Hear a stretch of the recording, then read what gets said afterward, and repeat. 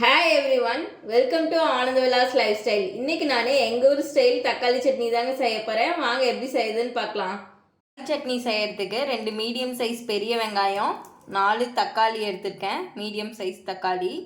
இதை நான் கட் பண்ணிக்கிறேன். இப்போ வெங்காயம் உளிச்சுக்குங்க.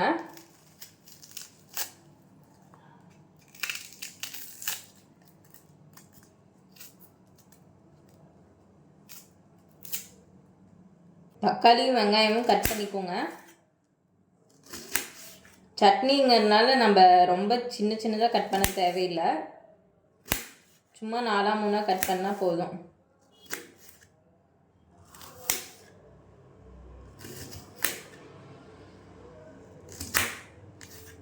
இப்போ தக்காளி கட் பண்ணிக்கலாங்க. இப்போ தக்காளி வெங்காயமும் கட் பண்ணியாச்சுங்க. இப்போ நம்ம வணக்கி விட்டுறலாம். சட்னிக்கு அவ்வளோ ஒரு கடாய் வச்சுக்கோங்க. கடாய் காஞ்சதுக்கப்புறம் 2 ஸ்பூன் ஆயில் விட்டுக்கோங்க.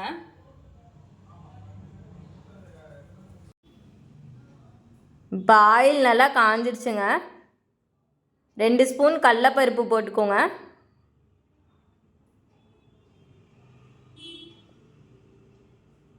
1 ஸ்பூன் உளுத்தம்பருப்பு போட்டுக்கோங்க.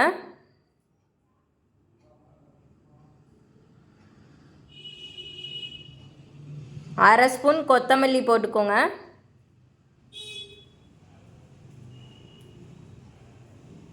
1/2 ஸ்பூன் சீரகம் போட்டுக்கோங்க.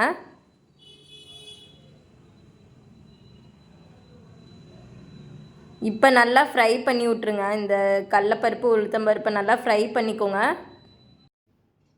இப்போ நல்லா செவக்க வறுத்துக்கோங்க. நல்லா ஃப்ரை ஆகட்டும். ஃப்ரை ஆனதுக்கப்புறம் பெரிய வெங்காயம் ஆட் பண்ணிக்கிறேன். நான் இன்றைக்கி சின்ன வெங்காயமும் போட்டுக்கலாம் நம்ம வேணும்னா. நான் இன்றைக்கி பெரிய வெங்காயம் தான் போடுறேன். கட் பண்ணி வச்சுருந்த பெரிய வெங்காயத்தை ஆட் பண்ணிக்கிறேன்.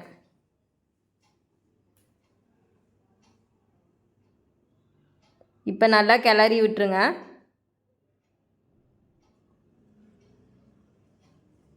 இப்போ வெங்காயம் நல்லா ஓரளவுக்கு வணங்கிடுச்சு. இப்போ நம்ம தக்காளி போட்டுக்கலாம். 4 மீடியம் சைஸ் தக்காளி போடுறேன்.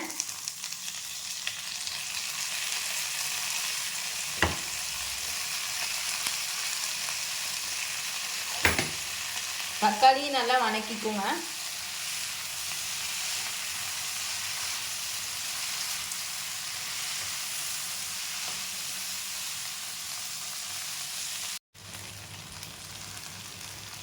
தக்காளி நல்லா வணங்கிட்டு இருக்குங்க.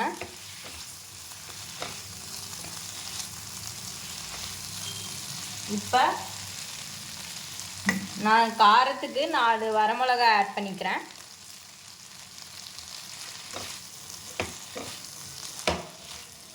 கருவேப்பிலை போட்டுக்கோங்க கொஞ்சம்.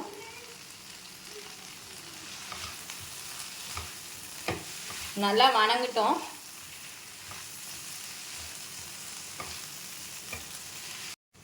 இப்போ தக்காளி நல்லா வணங்கிடுச்சுங்க. இப்போ நம்ம தேங்காய் போட்டுக்கலாம். தேங்காய் போட்டு ஒரு 5 நிமிஷத்தில் நிறுத்திடுங்க. தேங்காய் போட்டுக்கலாம். தேங்காய் 1/2 மூடி எடுத்துருக்கேங்க. நான் சின்ன மூடியாக 1/2 மூடி. இதே நல்லா கிளறி விட்டுக்கோங்க.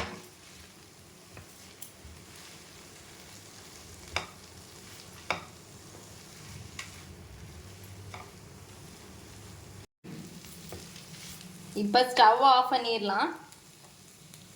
ஆறுனனையும் சட்னி அரைச்சி எடுத்துக்கலாம். இது இட்லிக்கு, தோசைக்கு, பணியாரத்துக்கு எல்லாத்துக்கும் நல்லா இருக்குங்க.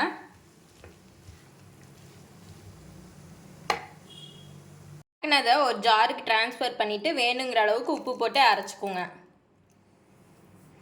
அவ்வளோதாங்க தக்காளி சட்னி. இப்போ ஒரு தாளிப்பு போட்டுக்கலாம். நம்ம தாளிக்கிறதுக்கு ஒரு தாளிப்பு கரண்டி வச்சுக்கோங்க.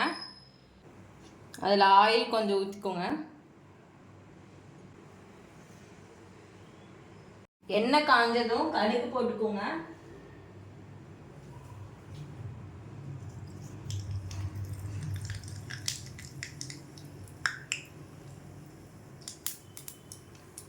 அடுப்பை நிறுத்திட்டு அப்புறம் கருவேப்பிலை போடுங்க.